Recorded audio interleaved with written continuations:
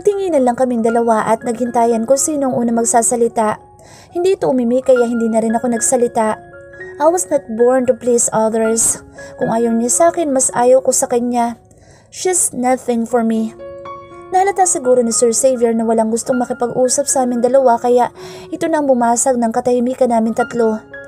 Monica, kindly ask the host so we can start the program. Okay po sir. At hindi ko na sinulyapan kahit sandali pa ang katabi nitong si Hazel. Ayoko masira ang magandang araw ko nang dahil lang sa babaeng iyon. Nagsimula na magsalita ang kinuha naming host. Ang ceremony ay nagpatuloy ng maayos. Masaya ang maraming tao na dumalo sa opening dahil bukod sa may artistang sikat na dumalo sa opening namin ay may pa-live band pang kasama.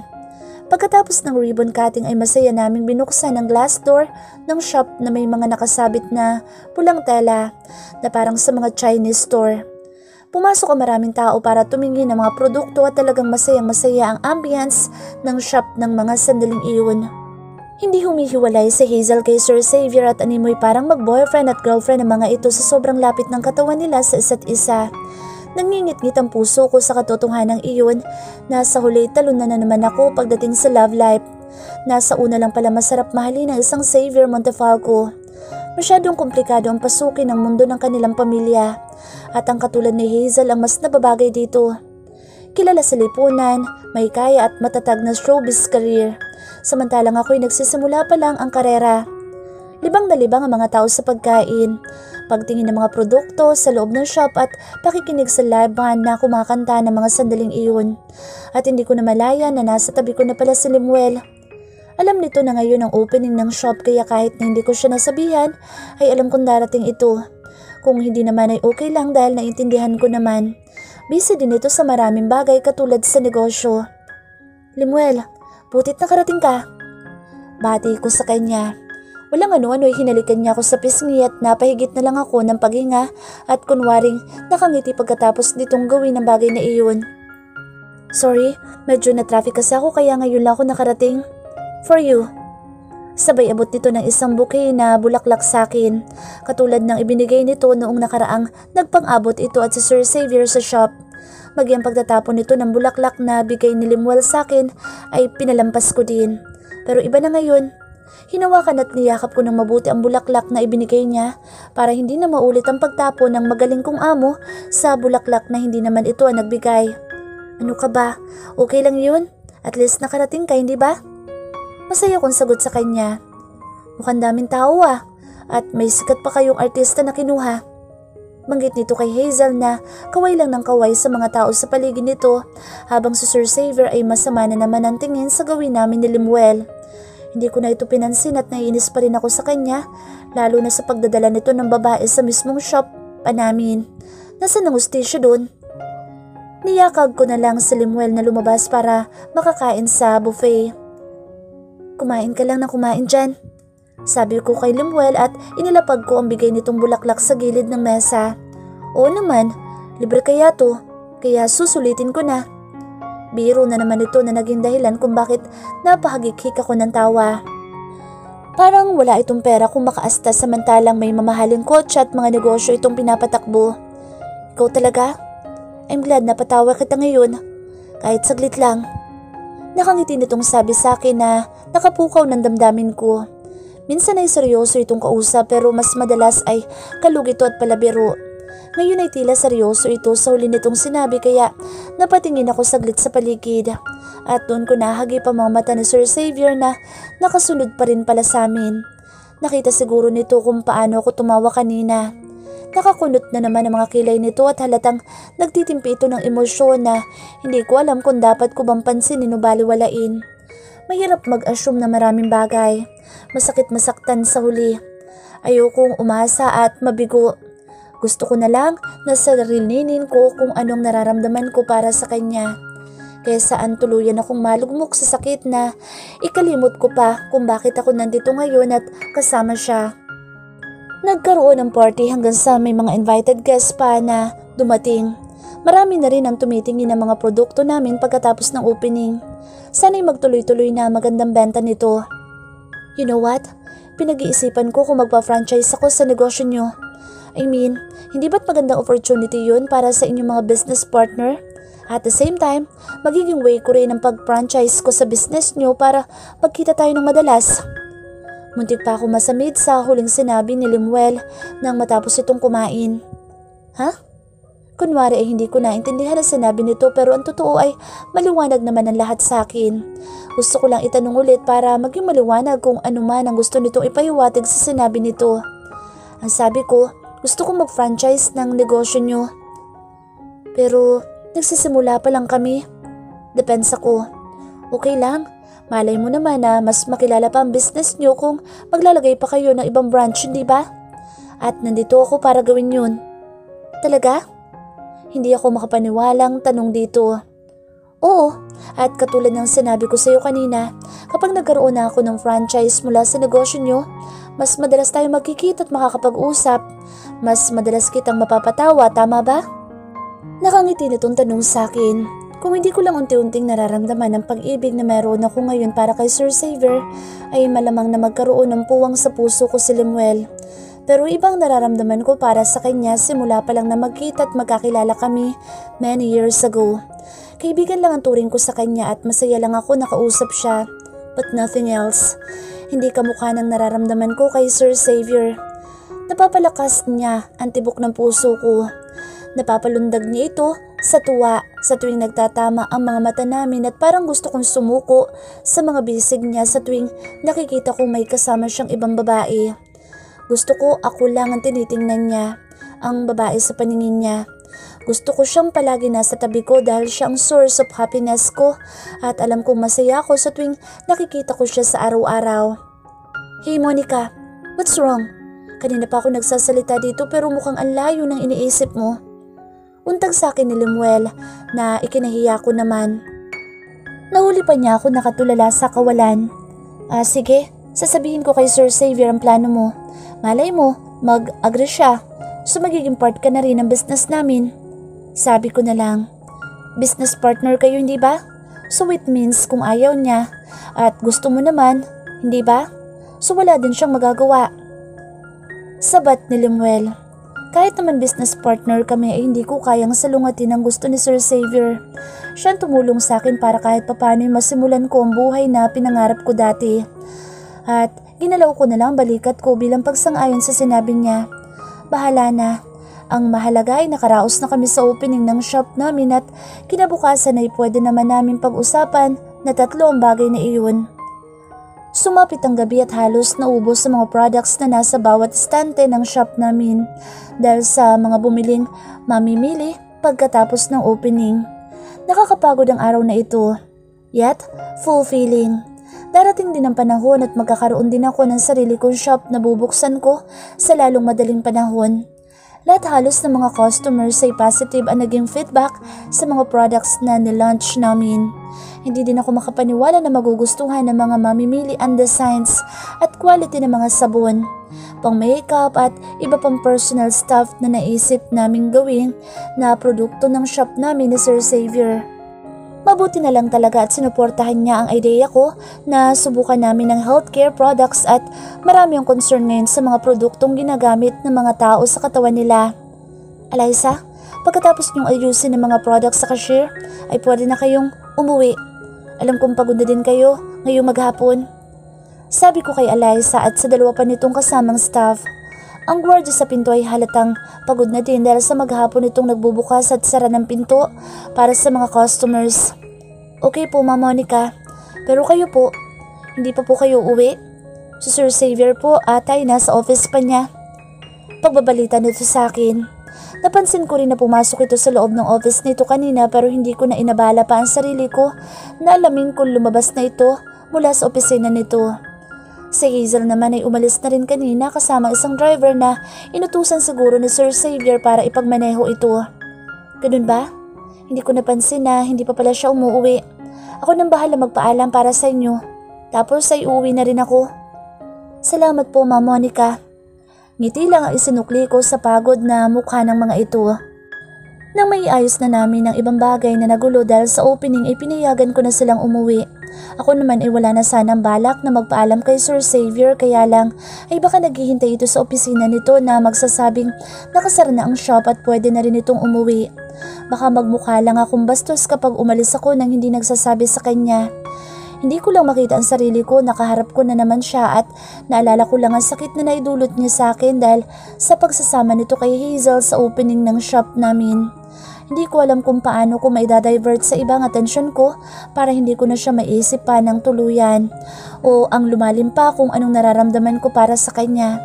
Tanggap ko na ang isang simpleng babaeng katulad ko ay malabong seryosohin ng isang Xavier Montefalco.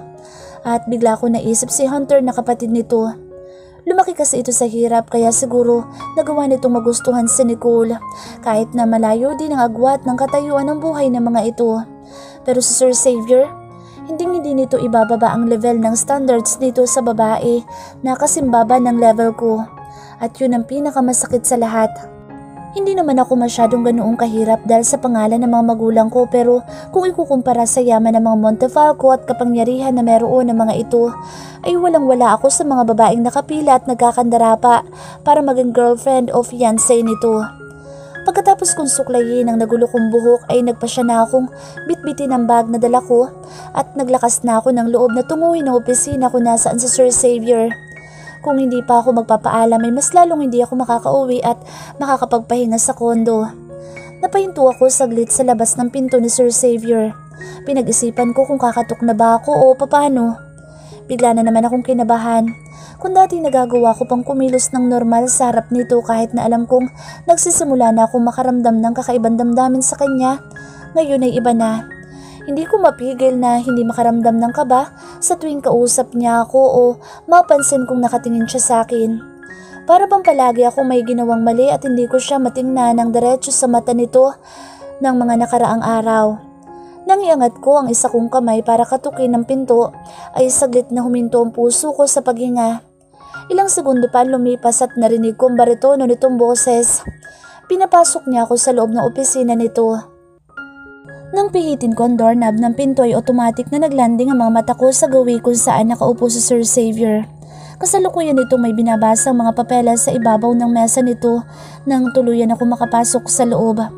Napahigpit ako ng hawak sa sling bag ko nang muling magtagpo ang mga mata namin. Hindi siya nagsalita agad kaya hindi rin ako nakaimik at nanatili ako nakatayo sa tabi ng pinto. Naghihintay sa maaaring niyang sabihin. Ang mga titig niya ay nag-iba bigla. Hindi ko matiyak kung anong meron sa mga mata niya na halos ay walang kurap na nakapako ngayon sa akin. Saglit nitong sinandalang katawan sa swivel chair na upuan nito at saka nagpa siyang tumayo. Ang buong akala ko'y mananatili lang itong tatayo malapit sa mesa nito pero nagkamali ako. Humakbang ang mga paa nito palapit sa pwesto kung saan ngayon ako nakatayo. Parang gustong kumilos ng mga paa ko, paatras at lumabas ng opisinang iyon pero nawala nito ng lakas. Naramdaman ko ang pamimigat nito at kusa akong hinintay ang paglapit niya sa mismong tapat ko. Habang papalapit siya sa akin ay hindi nito tinatanggal ang mga mata sa akin na mas lalong nagdagdag ng kaba sa puso ko. Inilang hakbang lang nito ang distansya namin dalawa at ngayon nga ay para itong isang hari na nakatayo sa harapan ko. Sobrang lapit. Ilang sandali pa kaming nagtitigan hanggang sa tumigil muli ang mundo ko nang haklitin niya ako sa bewang ng walang ano-ano. Sa sobrang gulat ko ay nabitawan ko ang bag na hawak ko at nahulog ito sa sahig. Ang likod ko ay kusang naramdaman ang pagdantay nito sa likod ng pinto. Napasandal ang katawan ko doon hanggang sa tuluyan ang nawala ng pakiramdam ang buo kong sistema at ang tanging nasa isip ko lang ng mga sandaling iyon ay ang mga labi ni Sir Xavier na umaangkin sa mga labi ko na tila gusto na nitong kainin ang buo. Malalim at tila puno ng pananabik ang halik na nararamdaman ng mga labi ko ngayon mula sa mga labi ni Sir Xavier. Iba ito sa halik na una niyang pinaranas sa akin at masasabi kong higit itong nakababaliw at nakakawala ng sarili. Ito ang unang beses na maranasan ko ang ganitong intensidad na halik. Hindi ko tuloy malaman ang dapat gawin ng mga labi ko habang patuloy niyang sinasakop ang mga labi ko. Nang tumagal ay napaungol na lang ako dahil sa kakaibang init na dulot nito sa katawan ko. Hindi ko man direktang sinasagot ang mga halik niya pero ang katotohanan ng pinapayagan ko siyang gawin sa mga labi ko ang bagay na iyon ay isa ng patunay na handa ko siyang papasukin sa buhay ko. Hindi naglaon ay naramdaman ko na ang isa nitong kamay sa likod ng balakang ko na humahago dito habang patuloy lang ito sa pag-angkin sa mga labi ko. Unti-unti ay kumilos ang isa nitong kamay na nakahawak sa ilalim ng pangako at hinuli nito ang isa kong kamay na nakababa sa gawing tagiliran ko. At saka ito itinaas at idinikit sa pader. Kasintaas ng ulo namin dalawa. Pinagdaop niya mga daliri namin at tinawakan niya ng mahigpit ang kamay ko. Mas lalo kong nanabik sa ginawa niyang iyon kaya tuluyan na akong bumigay at dinama ko ang init ng halik na patuloy namin pinagsasaluhan ng mga sandaling iyon. Napapikit ang mga mata ko ng tuluyan at nagpatianod sa nakababaliw na pakiramdam na dulot ng halik na iyon. Saglit niyang binitiwan ang mga labi ko. Pakiramdam ko ay namumula na mga ito dahil sa walang humpay na paglusob na Sir Xavier dito. Nang maghinang ang mga labi namin ay kusang dumilat ang mga mata ko. Pagbukas ng mga mata ko ay agad na tumunghay sa akin ang mapupungay na mata niya na halos ay mag-alab sa pagkakatitig sa akin. Napaawang ang mga labi ko. Kahit isang salita ay walang lumabas. Nabasa ang mga labi ni Sir Xavier dahil sa tagal ng halik na nangyari sa amin. Nanatili lang itong nakatitig sa akin at diretsyong binabasa ang laman ng isip at puso ko. I told you, hindi lang simpleng halik ang gagawin ko sa iyo kapag hindi ka lumayo sa limwal na yan. Pagpapaalala niya sa akin na may kahalong paniniguro na gagawin nito ang bagay na sinabi nito at hindi ito nagbibiro. Nakalimutan ko na ang sinabi niya iyong sa akin at dahil sa halik na pinaramdam niya sa akin ngayon ay nagbalik ang lahat sa isip ko. Naguguluhan na talaga ako sa mga sinasabit kinikilos niya sa harap ko. Hindi nasakop ng pagiging amo ang ginagawa niyang paghalik sa akin kaya dapat nalinawin ko ang mga bagay na iyon sa kanya. Saglit ko siyang itinulak sa dibdib para makahinga ako mula sa pagkakatulak niya sa akin sa pinto. Halos maghalo na ang hangin na nilalanghap namin dahil sa sobrang lapit ng mga katawan na mukha naming dalawa. Sir, tawag ko sa kanya. Nagiwas ako ng mata sa kanya dahil pakiramdam ko ay nadadarang ako sa apoy sa tuwing sasalubungin ko ang mga mata nitong walang humpay sa pagtingin sa akin. Imbes na sagutin niya ako ay mas lalo nitong idinikit ang katawan sa akin at saka muling nagsalita. Ilang beses ko bang sasabihin sa iyo na bawal kang makipaglapit sa kahit na sinong lalaki? We're managing our business. Right? Hindi mo ako sinusunod. Kumunot ang noo ko at nawala sa linya ang mga kilay ko. Yun lang ba ang dahilan niya kung bakit ilang beses niyang inangkit ang mga labi ko? Dahil hindi ako sumusunod sa usapan namin dalawa? Napaisip ako at nagdamdam ang puso ko. Masakit pala talagang harapan mong marinig sa taong mahal mo na hindi nito kayang suklian ng pag-ibig na nararamdaman mo para sa taong iyon. Akala ko'y ganoon lang kadaling tanggapin ang lahat. Kapag nasiguro kong hindi talaga kami pwede magkaroon ng relasyon ni Sir Xavier, katulad na nangyari sa amin ni Anthony. Naghiwalay kaming dalawa na parang walang namagitan sa amin at agad kong natanggap ang lahat, maging si Anthony. Pero ang sitwasyon namin ni Sir Xavier ay iba. Ngayon ko lang naranasan ang ganitong sakit at bigat ng damdamin. Ang isipin ko pa lang na kahit kailan ay hindi kami posibleng magmahalan ay talagang sumisikip ang dibdib ko dahil sa bagay na iyon. Wala naman akong ibang ginusto. Dati pa akong hindi ang maging masaya sa buhay. Kahit na simpleng buhay lang ang meron ako kasama ang pamilya ko. Ang hindi magkaroon ng komplikadong pamumuhay dahil sa pera ang pinakaayokong mangyari sa akin sa hinaharap. Pero sa sitwasyon ko ngayon, kung saan ang lalaking pinakamamahal ko ay iba sa estado ng buhay na meron ako ngayon, ay ang siyang nagpapahirap sa akin ng todo. Ngayon na nasa harap ko siya at tila mas lalo kong pinanghihinaan ng loob. Hindi ko alam kung hanggang kailan ako magiging matatag sa harap niya o baka tuluyan na ako manghina at bumigay sa mga titig niya sa akin. Hindi ko po kayo maintindihan, sir. Wala kaming ginagawang masama ni Lemuel. Kahit tanungin niyo pa po siya. Hamon ko sa kanya.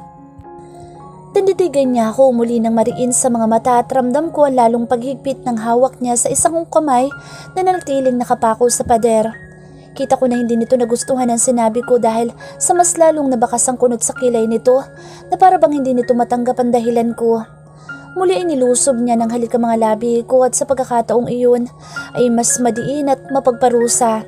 Hindi ako nakagalaw at naging estatwa na lang ako dahil sa ginagawa nitong pag-angkin sa mga labi ko. Pilit kong isinasara mga labi ko para hindi siya tuluyang magtagumpay sa gusto niyang mangyari pero bigo ako. Aaminin ko na unti-unti ay nakakabisado na ng mga labi ko ang bawat paghagod ng mga labi niya sa akin. Kaya lang ay may bumubulong sa isip kong hindi tama ang mga nangyayari sa aming dalawa ngayon. Hindi sa ganitong paraan ko gustong maramdaman ang mga labi niya sa akin. Ayoko maiwan sa isip at puso ko mga dahilan kung bakit niya ako pinaparusahan ng ganito. Na dahil lang sa hindi ako sumunod sa usapan naming dalawa. Kahit kailan ay hindi ko pinabayaan ang trabaho ko kahit na nakikipagkaibigan ako kay Lemuel. Yun ang totoo.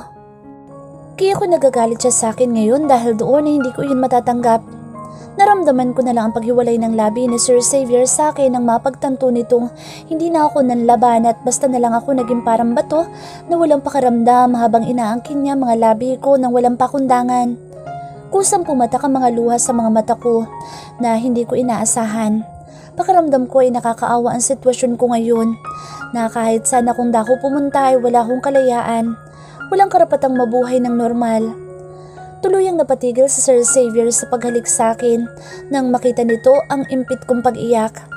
Bahagya nitong inilayo ang katawan sa akin at tinitigan ako ng mariin.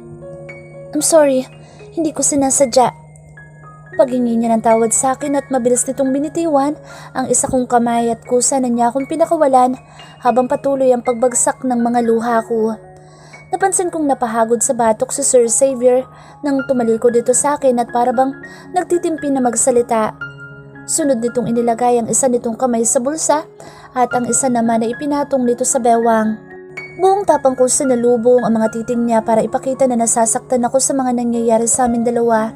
Na kahit anong gawin ko, hindi ko na mapigilan pa ang sarili kong aminin na minamahal ko siya sa kabila ng ginagawa niyang pagtrato sa akin.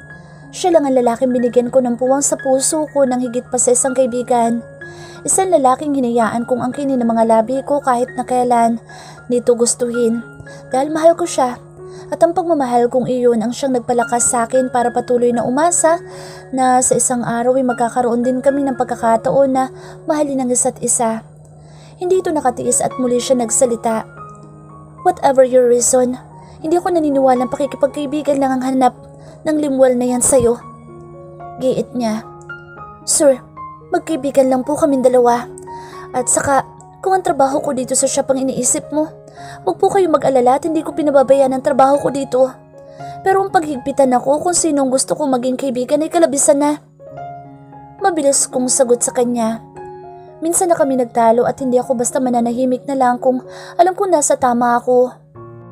Mahirap mahalin ng isang Xavier Montefalco at yun ang hindi ko napaghandaan. Mas lalong dumilim ang mga mata niya habang nakatitig sa akin pero hindi ako nagpatalo. Kung wala na po kayong sasabihin ay mabuti pang umalis na ako. Kaysa saan pa makarating ang walang saysay na pag-uusap nating ito. Pinal kong sabi, pagod na ako makapagtalo sa kanya. Pero kahit ganoon ay ayaw sumuko ng puso ko na mahalin siya. Wala namang perpekto sa pag-ibig. Kailangan mong sumugal kung gusto mong malaman na worth it ang taong mamahalin mo o hindi. Tahimik kong kinuha ang bag kong nalaglag sa sahig. Hindi na ako nagtangkapang lingunin ang pwesto kung saan nakatayo si Sir Xavier. Alam kong nakatitig pa din siya sa akin at wala akong pwedeng gawin ng mga oras na iyon kung hindi ang dumistansya. Ayoko makita niya kung gaano ako nasasaktan at naapektuhan ng dahil lang sa mga titig niya sa akin. Mananatili akong tahimik hanggang kaya ko dahil alam kong may tamang panahon para sa lahat.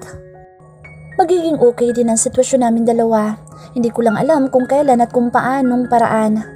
Tuluyan ko sinara ang pinto ng opisina na hindi nagpapaalam sa kanya. Ilang minuto na rin ako nakatitig sa siling ng kwarto ko. Hindi ako makapaniwala sa nakuha kong tawag mula kay Hunter kagabi pagka-uwi ko galing sa shop. Ano? Nasaan si Nicole? Paano umalis siya? Nag-aalala kong tanong kay Hunter nang matanggap ko ang tawag niya. Ang buong akala ko ay ayos na ang dalawa at mabuti na ang kalagayan nito kay Hunter mula nang pansamantalang iwan ni Nicole ang asawa at umuwi ng La Union. Si Liza ang kumuha kay Nicole at hindi pa namin alam kung saan siya dinala ng babaeng iyon. Pagbabalita ni Hunter sa akin, baka sa boses nito ang lungkot at pagod. Bigla din ako natakot para kay Nicole nang malaman ko nasa kamay ito ni Liza. Hindi pangkaraniwan ang babaeng si Liza, base sa kwento ni Nicole sa akin.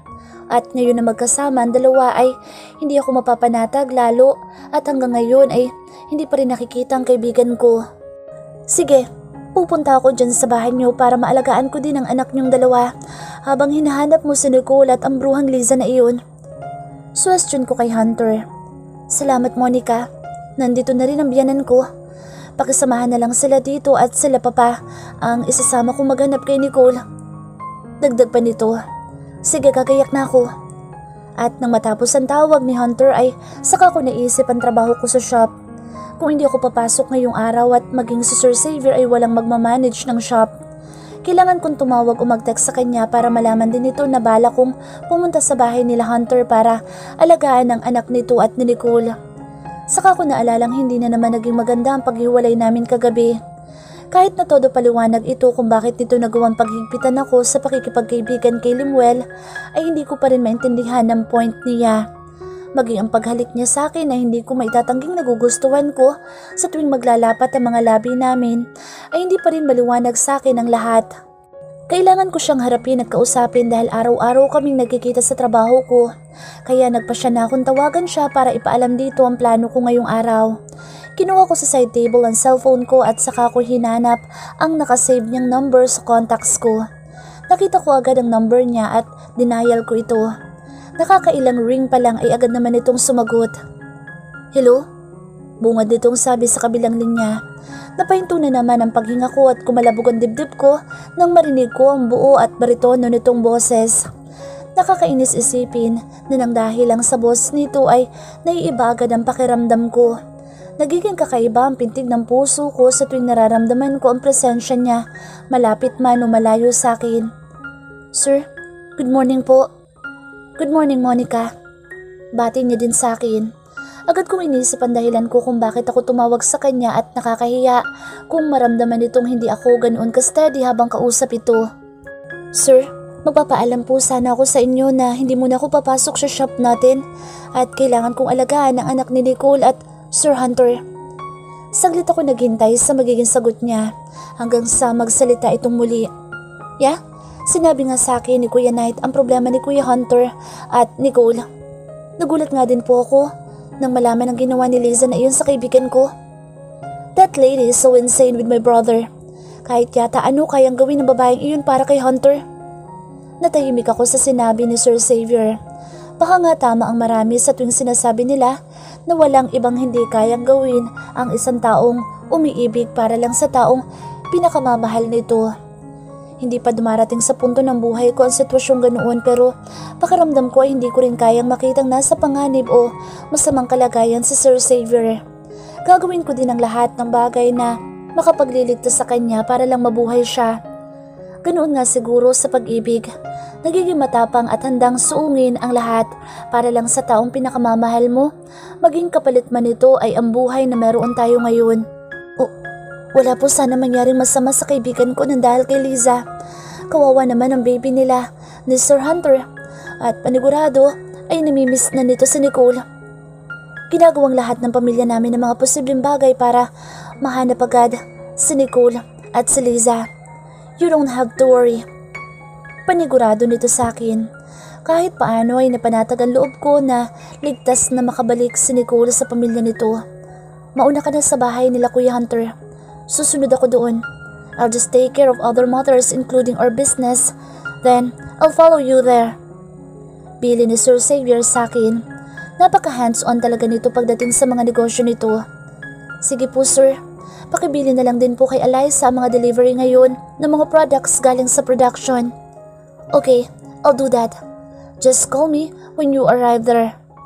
Bilin din ito sa akin na ikinatuwa naman ang puso ko. Nang dahil lang sa simpleng bilin nito ay nakakaramdam ako ng kakaibang saya dahil sa mga sinabi nito.